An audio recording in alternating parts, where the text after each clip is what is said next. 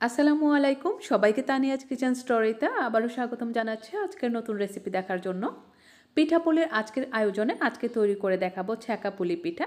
আমার অনেকগুলো পছন্দের পিঠার মধ্যে এটা একটা, কারণ এই পিঠাটা খেতে অনেক বেশি টেস্টি হয়। আশা করছি সবার কাছে রেসিপি অনেক বেশি ভালো লাগবে। প্রথমে ভেতরের যে নারকেলের পুরটা সেটা তৈরি করার জন্য এখানে আমি 1.5 কাপ পরিমাণ কোরানো নারকেল নিয়েছি, আর এর মধ্যে দিয়ে দিচ্ছি 1/2 কাপ পরিমাণ গুড়। মিষ্টিটা আপনারা আপনাদের পছন্দ অনুযায়ী কম বেশি করে নিতে পারেন।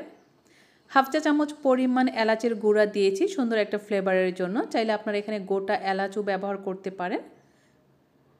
জাল করতে করতে একটা সময় দেখা যাবে যে নারকেল থেকে কিছুটা পানি বের হয়েছে, আবার এটাকে জাল করে শুকিয়ে নিতে হবে। পানিটা শুকানোর এক পর্যায়ে এর মধ্যে দিয়ে দিচ্ছি 2 টেবিল চামচ পরিমাণ গুঁড়া দুধ। এতে করে নারকেলের পুরের মধ্যে খুবই সুন্দর একটা টেস্ট আসবে। আবারও নেড়েচেড়ে ভালো করে 3-4 মিনিটের মতো জাল করে নিয়েছি, আর পুরটা কিন্তু অনেকটাই শুকনো শুকনো ভাব চলে এসেছে। পুরটাকে ঠান্ডা হতে দিয়ে আমি এবার পিঠার ডোটা রেডি করে নিব। এর জন্য এখানে আমি 1/2 কাপ পরিমাণ ময়দা নিয়েছি, এর সাথে নিচ্ছি 1.5 কাপ পরিমাণ চালের গুঁড়া।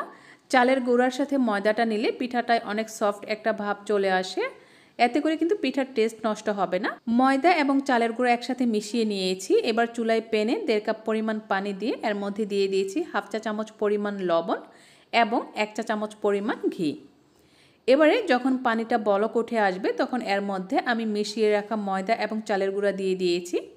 আলতো করে একটু ছড়িয়ে দিচ্ছি, এখন নেড়েচেড়ে মেশানো যাবে না।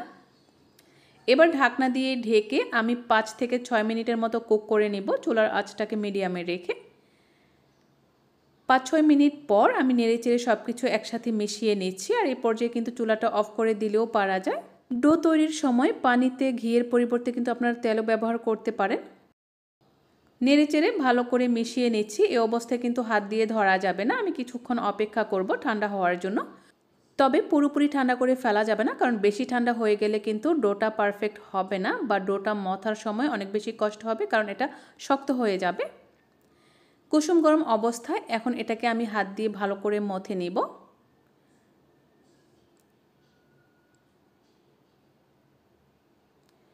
খুব ভালো করে মথে নিয়ে আমি সফট একটা ডো এখানে তৈরি করে নিয়েছি, আর ডোটা কিন্তু অনেক বেশি স্মুথ হয়েছে।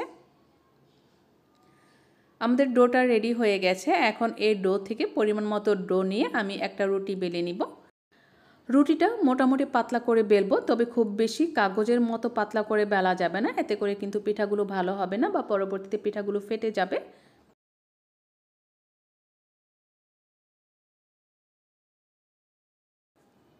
ঠিক এরকম করে আমি এই রুটিটা বেলে নিয়েছি। এখন রুটির সাইডে আমি এরকম করে নারকেলের পুর দিয়ে দিচ্ছি।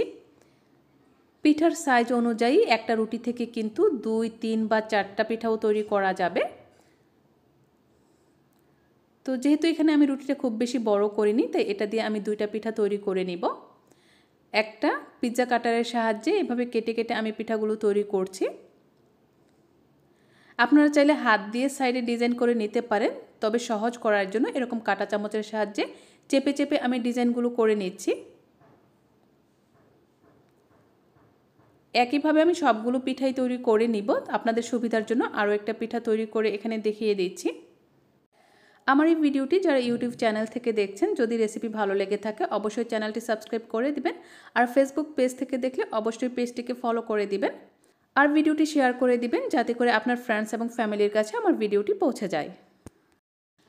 সবগুলো পিঠা তৈরি হয়ে যাওয়ার পর এগুলোকে আমি প্যানে বা তাওয়ায় ছেঁকে নিব।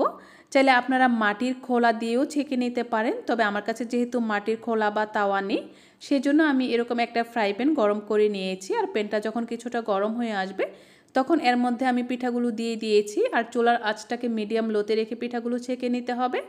আর কিছুক্ষণ পরপর পিঠাগুলো উল্টে দিতে হবে, এতে করে একটা পাশ ড্রাই হয়ে যাবে না। যদি একটা পাশ অনেকক্ষণ ধরে ছেঁকতে থাকি তাহলে কিন্তু উপরের যে পাশটা থাকে সেটা ড্রাই হয়ে যাবে। এই জন্য কিছুক্ষণ পরপর পিঠাগুলো উল্টে দিতে হবে। আর যখনই পিঠাগুলো হয়ে যাবে বা এরকম কালার চলে আসবে তখন আমি এগুলো তুলে নিচ্ছি। আর দেখতেই পাচ্ছেন পিঠাগুলো কতটা লোভনীয় হয়েছে, আর গরম গরম খেলে কিন্তু এই পিঠাগুলো অনেক বেশি সফট থাকে। আশা করছি রেসিপি সবার কাছে ভালো লেগেছে। রেসিপি ভালো লাগলে অবশ্যই ভিডিওটিতে লাইক এবং কমেন্ট করে দিবেন। আল্লাহ হাফেজ।